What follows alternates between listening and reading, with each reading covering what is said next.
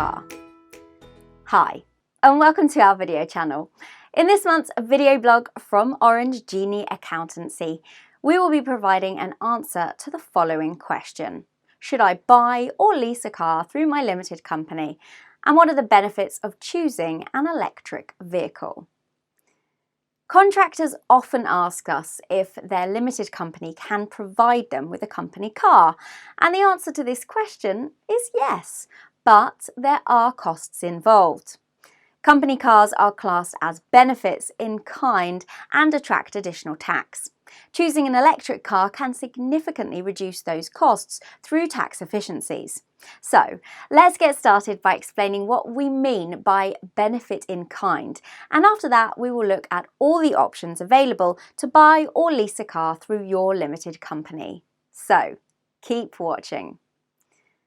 The benefit in kind.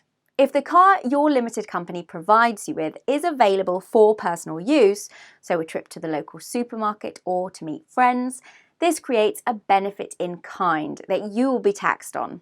HMRC are interested in whether the car is available for personal use, not whether you actually use it, which means most contractors who have a company car will have to pay. Your limited company will also have to pay Class 1A national insurance on the benefit in kind. The amount you pay in additional tax will depend on the list price of the car and its CO2 emissions. Since electric cars have significantly reduced emissions, the benefit in kind on such a vehicle will be much lower. If your limited company pays for fuel with a petrol or diesel car, if your company pays for fuel for personal journeys, this increases the value of the benefit in kind by the standard multiplier of £24,000 2021 times the benefit in kind rate. For our average non-electric car, this would increase the taxable value by £6,720 and the total cost by £2,271.36 or £3,615.36, depending on whether you are a basic or higher rate taxpayer. The good news is HMRC don't class electricity as fuel, so there's no additional benefit in kind cost if your company pays for the cost of charging your electric car. So, if you have decided that you want your company to provide you with a car, how should you fund it? Whether your company buys or leases the car, the benefit in kind will be the same to you personally, so you will need to think about the effect on your company. If your company buys the car outright, your company can claim the cost of the car through capital allowances, which will reduce your corporation tax bill. With most other assets, this would mean the cost would be written off each year based on an estimate of the asset's useful life. However, if the asset is a car, the annual tax relief you can claim depends on the CO2 emissions. Overall, the costs of running the car, including fuel or electricity, repairs, insurance and tax, can be claimed as allowable expenses against corporation tax if your company buys the car through a finance agreement. Here there are two main options. Hire purchase, HP, is where you can pay for the car in monthly instalments. Until your final payment is made, the car is owned by the finance company. In this case, you can claim the full cost of the car in the first year, even though you'll actually pay for the car over several years. Alternatively, you can use a business contract purchase, BCP.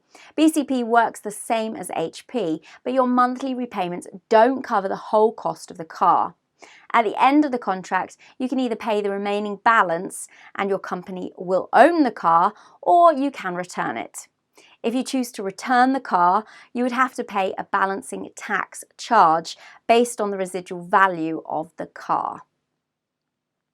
If you return the car, you can potentially replace it by entering into another BCP.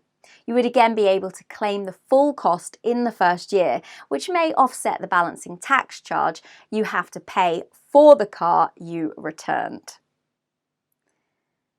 Both HP and BCP involve a long-term commitment, which can potentially cause problems if you need to close your company during the term of the contract.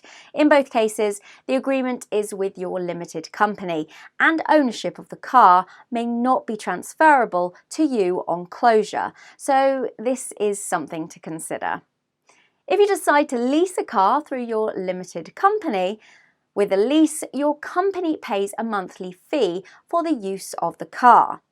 The car never becomes a company asset, and the cost of leasing and running the car can be claimed as an expense.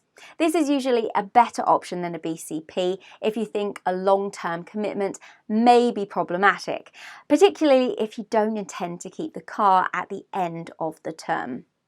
If you decide to buy the vehicle personally, if you buy the car yourself rather than through your limited company, you'll miss out on the benefit of claiming the purchase price or running costs against your corporation tax bill, but there will be no taxable benefit in kind. Your company can pay your business mileage at HMRC's published rates, which are intended to include all the costs of using your car for business.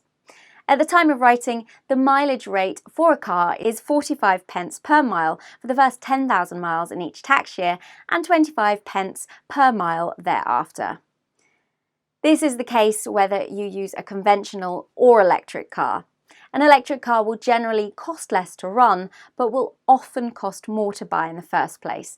So you'd need to consider your specific situation and the number of business miles you expect to do. As you can see, there are a number of options available to buy or lease a car through your limited company, and the choices you make can have significant tax implications for you personally and for your limited company. So if you're considering using a company car, it's a very good idea to discuss your circumstances with a specialist contractor accountant before making any decisions. Well, Orange Genie Accountancy are expert contractor accountants. So if you are keen to find out more about how we can help you to choose the best options tailored to your needs, please email info@orangegenie.com or call 01296 468 483.